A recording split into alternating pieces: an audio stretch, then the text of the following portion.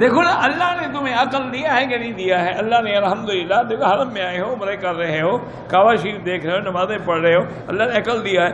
اب کربلا میں جو واقعہ ہوا ہے، جس کو یہ ذاکر بڑا رو رو کے 2-2 3-3 گھنٹے لوگوں کو مرثیے پڑھ کر رلاتے ہیں، تو اس وقت 72 آدمی تھے حضرت حسین کے ساتھ، مقابلے میں یزید کی فوجیں تھیں ابن زیاد کی قیادت میں۔ اب آپ کے تو سارے شہید ہو گئے، باقی صرف خواتین بچیں یا زین العابدین بچے، وہ بیمار تھے، وہ بھی خیمے کے اندر تھے، اور خواتین اہل بیت تھیں، وہ تو پردے سے باہر نہیں نکلی۔ تمہیں یہ روایات جو ملی ہیں، یہ راوی کون ہے؟ اگر یہ یزید کی فوج کا ہے تو اس بدبخت کی روایت کا اعتبار کیا ہے؟ اور اگر حسینی ہے تو حسینی تو کوئی بچہ ہی نہیں، تو روایت کس نے کی ہے؟ یہ سارا قصہ انہوں نے جھوٹ بنایا ہوا ہے۔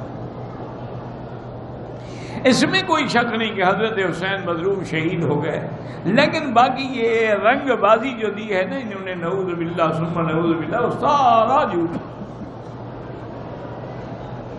اب انہوں نے، آپ نے دیکھا ہوگا آپ کے ملک میں بھی ہر سال جب محرم ہوتا ہے دلدل شریف نکالتے ہیں گھوڑا۔ پہلے یہ تو ثابت کرو حضرت حسین گھوڑے پہ گئے بھی تھے، وہ تو اونٹ پہ گئے تھے،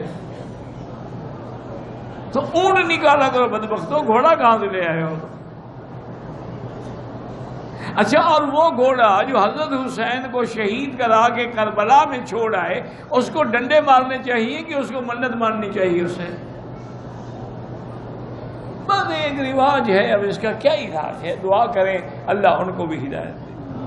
ہمارے کوئی دشمن تو نہیں ہے، ہم تو ان کے لیے بھی ہدایت کی دعائیں کرتے ہیں کہ یا اللہ تو قادر ہے، تو چاہے تو ہدایت عطا فرما دے، ان بھٹکے ہوں کو بھی راستہ دکھا دے، ان کو بھی صحیح ہدایت اور سنت کے راستے پہ چلنے کی توفیق عطا فرما دے۔